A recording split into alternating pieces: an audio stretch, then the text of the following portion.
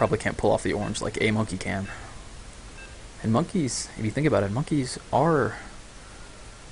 Well, I guess an orange monkey would be a chimpanzee. So, or not a chimpanzee, it'd be an orangutan. What am I saying? Chimpanzee. It'd be an orangutan. So I guess this is binary orangutan. Or he may just be a monkey that likes Tang and was forgotten in the commercials. But anyways, we're in our third game in this best of 5 between our blue Zerg, switching to the solid blue Zerg, not to be mistaken with the light blue Zerg, Bannon, and our orange Protoss, bnYamonkey.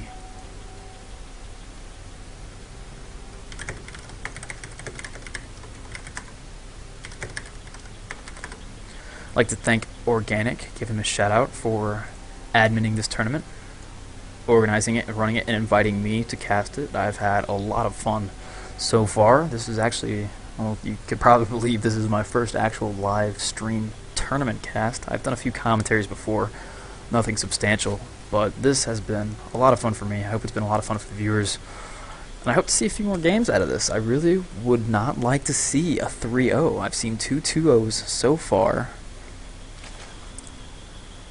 Or have I seen 3 2-0s? I've seen 3 2-0s. I would like to see a game extended to a fourth, or a match extended to a 4th or 5th game. I would really like that. We see bnYamonkey here going for the pylon at the natural yet again. The scouting probe is on the way. He's going to see that Bannon has not scouted, or has not expanded yet again. Going with the gas first spawning pool build yet again. That seems to be his bread and butter build. Now, I expect, on Shack, I think Bannon is going to open up with a little bit more of an aggressive Roach-style play. He's seen bnYamonkey's strategy, he's seen his build so far, he knows that he's up against, without scouting, he knows he's up against a Nexus first, or a Forge Nexus expand, just by the map that has been selected. I think he picked that with the intention to counter it. We do see the probe going down right now. This should be Nexus first, so no Forge, 18 Nexus. Forge should be going down next. And bnYamonkey is still in the base harassing the shit, or harassing the Zerg. Just constantly attacking this drone. This is one of the things that I hate in ladder matches. I hate when people do this with perks. Just so annoying. We do not see speed being researched. No drones have been transferred to gas.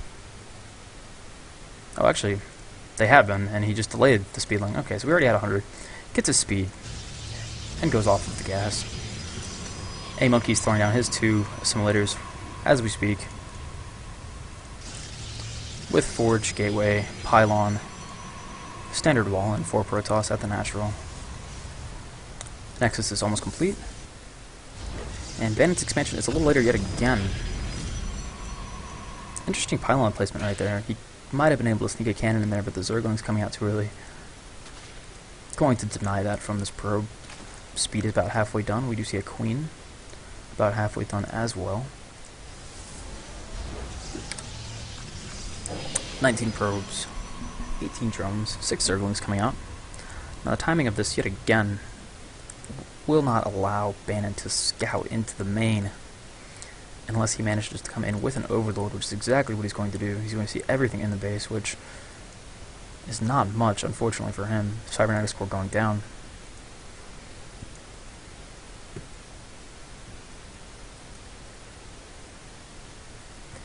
Bannon with a quick third.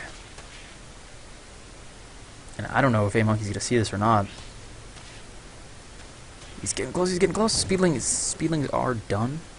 He didn't see it, but I'm pretty sure he knows. These Zerglings were in position to deny the scouting of that probe. bnYamonkey has to believe that he is going up against 3 bases. We'll see if this leads to a little bit of early aggression like we saw last game, or more of a timing push off 2 base against this 3 base Zerg, or if this is going to extend into a longer macro style game. With the 1 ground weapons being upgraded, this looks to be about the same build as last game.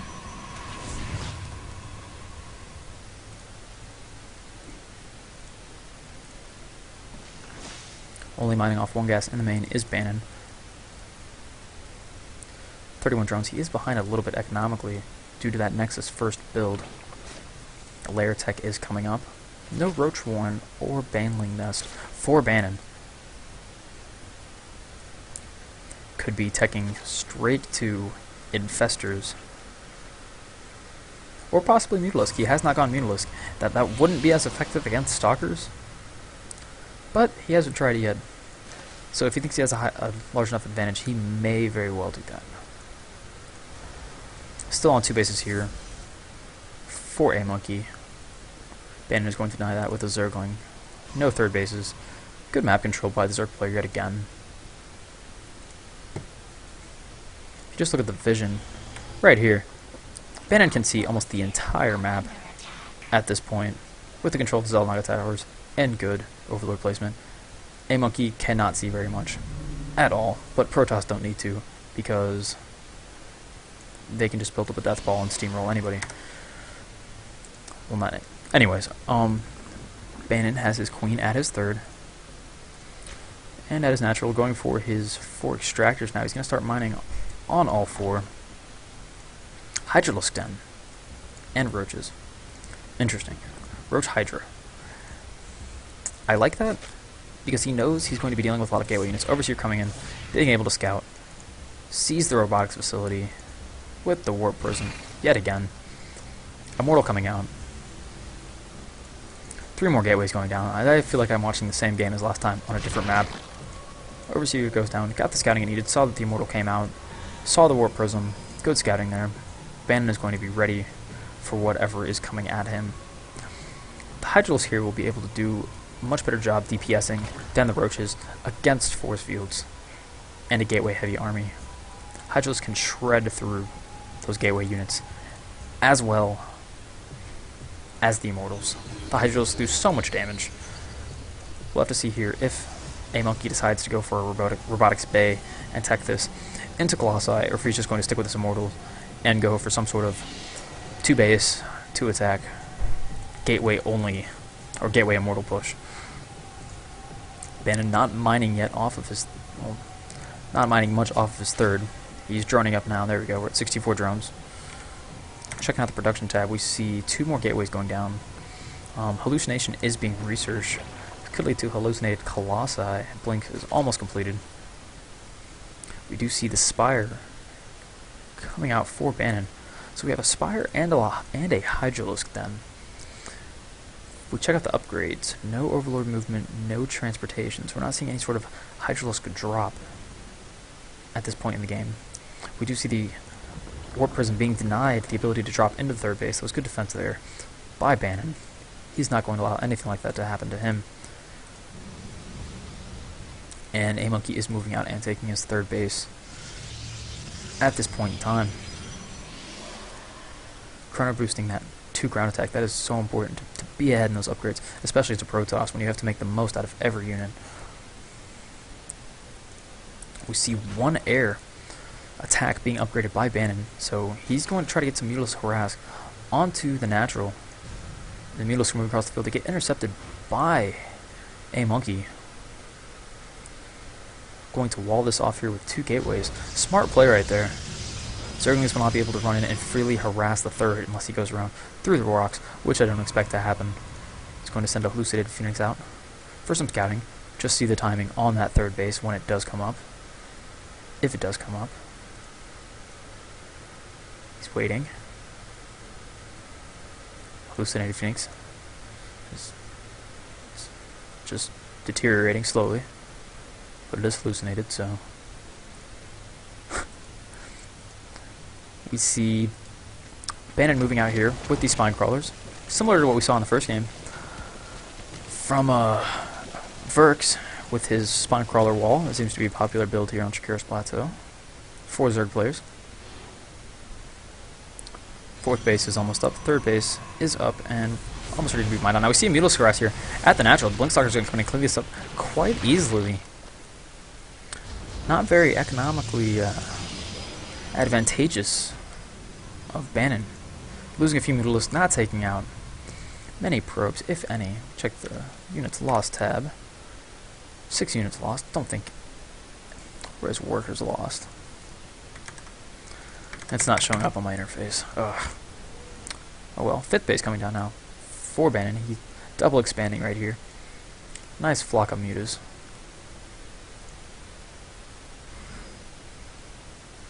He could be timing this out to push onto this 3rd base. He knows it's recently been completed.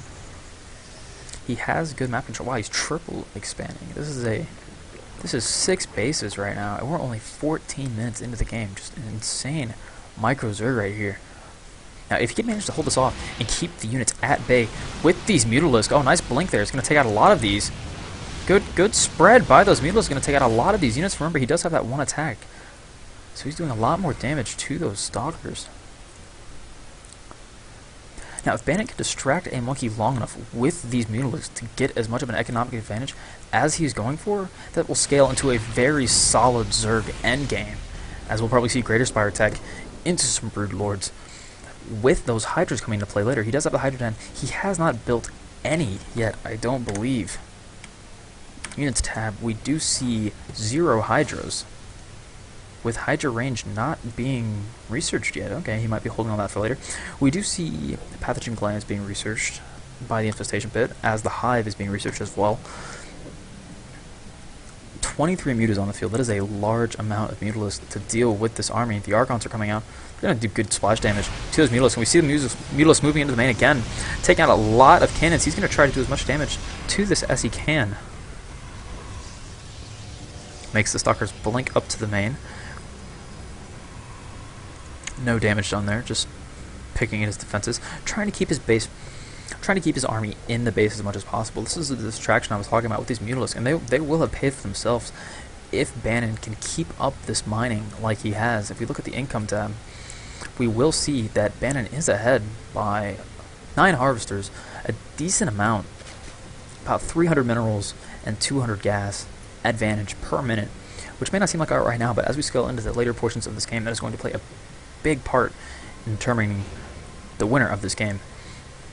Bannon's still flying around with his Mutalisks, keeping the main army of a monkey distracted, not being able to move out very far. Throws down a storm, wasted, blinks in, kills a couple Mutalisks right there. No real damage done.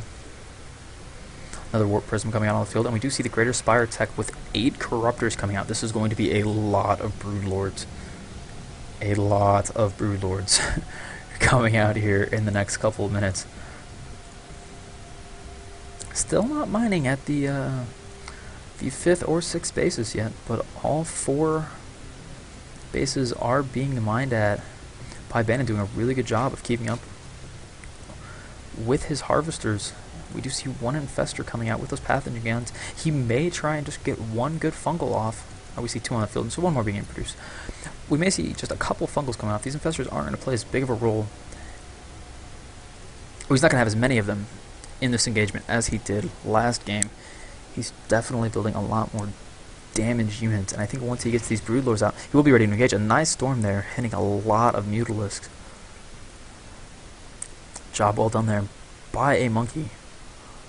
Well, these ults might get picked off, but we could see a storm coming down on these Mutalisks. He manages to snipe it, only doing minimal damage. Good spread there by Bannon with these Mutalisks, doing a great job of micromanaging them and keeping them harassing at all 3 of a monkey's bases. Oh, now 4 bases. The 4th base is almost done. We do see a monkey trying to catch back up economically. These Mutalisks have paid for themselves. They're all going to be taken out here. And this is where... And this could be a scary point in the game for Bannon. I don't think his army is ready yet. If you look at the units tab, he's at 18 roaches, 4 infestors, 8 Broodlords. Well, the 8 Broodlords are going to be able to take out anything that a monkey has, but a monkey is going on the aggressive here with 2 Archons. Decent amount of Stalkers. We have 21 Stalkers, 2 Immortals, takes out the 5th base. And here comes the engagement. Here we see a nice fungal on these Blink Stalkers. The Broodlords are just coming in, chipping away at these Zealots. Not doing too much there. The Broodlords are doing a good job. The Broodling could not finish off that Zealot, and a monkey is now forced to retreat. The march of the, or I guess the flight of the Broodlords begins. The siege is going to come down on these gateways, doing a ton of damage. We see a mothership on the way again, and we see 2 flyer attacks. Now this is interesting because the Broodlings do ground damage, so I'm kind of confused as to why we're getting flyer attacks level 2 here instead of ground attacks. Not certain. I don't play, I just cast the game. We see a good job of these Broodlings taking out this 4th base, or this was the 3rd base of bnYamonkey. They're going to take that out with relatively no problem. Now, if this mothership comes out in time, it's going to be a big deal because Bannon has no overseers. He has 2 overseers, but none of them are with this army. Just something of note there. We'll see if he decides to bring one up, and there he does. He does bring the 2 overseers into the fight. He does know that something like that could be possible. And the Broodlords are coming in. They're taking a lot of damage, a lot of infested Terran coming out. Some good... Oh, wow. Some good storms and some good force field splitting this up, but I just don't think he has enough. That is a ton of infested Terran and a ton of Broodling. Taking out the entire Stalker army of bnYamonkey. But bnYamonkey ready to just warp in a lot more Stalkers, but these Broodlings are just doing a ton of damage here in the natural. The Stalkers blink in, trying to snipe some Broodlords, which they do. A lot of Broodlords going down. I'm kind of surprised as to why the Roaches have engaged here at the 4th base, leaving the Broodlords virtually undefended. The Infestors going down. A lot of high-cost units getting destroyed here by this Blink Stalker army of bnYamonkey. A huge blunder there by Bannon. I think he thought he had a higher advantage than he did. The lack of overseers here is playing a huge role in bnYamonkey's favor because these Dark Templar are destroying these Roaches. Unbelievable turnaround there by bnYamonkey. The mothership is out on the field. I don't know how he managed to stay on top and win that engagement right there. It looked like Bannon had the clear advantage. He had worked for it all game. It just didn't control his units effectively enough to win that engagement, and that could cost him with his tournament life at stake. Remember, this is the finals of the EndGameLive StarCraft 2 launch tournament. Follow us on Twitter, twitter.com/EndGameLive, YouTube, youtube.com/EndGameLive, and be sure to register on the website at EndGameLive.com.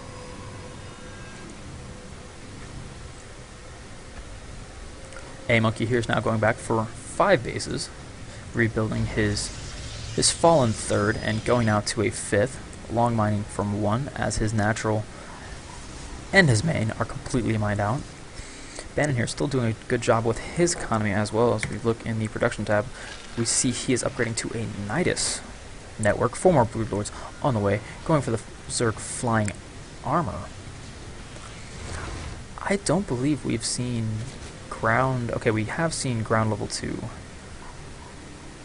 No ground level 3 yet for our Zerg players, so those Broodlings aren't doing quite as much damage as they could be.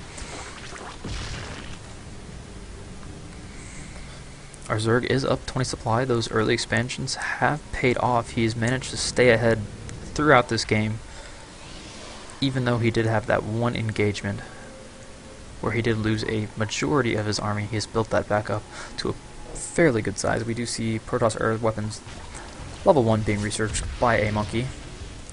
And here comes our Zerg player moving out yet again. Bannon is coming out with more Broodlords and more Infestors this time. He has 8, and he's sending the Queens in as well, fully charged. This is basically going to be 2 Broodlords per Broodlord because of the transfusions. So if the Blinkstalkers come in and try to take out these Broodlords, the Queens are going to be there. This is a good strategy, not utilized by a lot of Zergs. We hear the Nidus going off. Let's see where this happens. It does happen into the high ground at Bannon's fully saturated 4th base, or at bnYamonkey's fully saturated 4th base. He's loading up with Roaches as he's ready to engage with the main army here. Now this Mothership and these Voiders are going to do a ton of damage to these. He's going to lose a couple Infestors there. He's going to lose a lot of Infestors there. He loses 5. Here comes again. He keeps losing Infestors. I think it's because he's supply block. He might be trying to get more Broodlords. Oh, there's a beautiful Vortex. Take out most of the Broodlords. Oh my goodness. And there's the GG from Bannon. He knew as soon as that Vortex landed on those Broodlords, there was no way that he could win that game. Just incredible unit control by the top 8 master player, bnYamonkey. It's a great game and a great tournament by both players.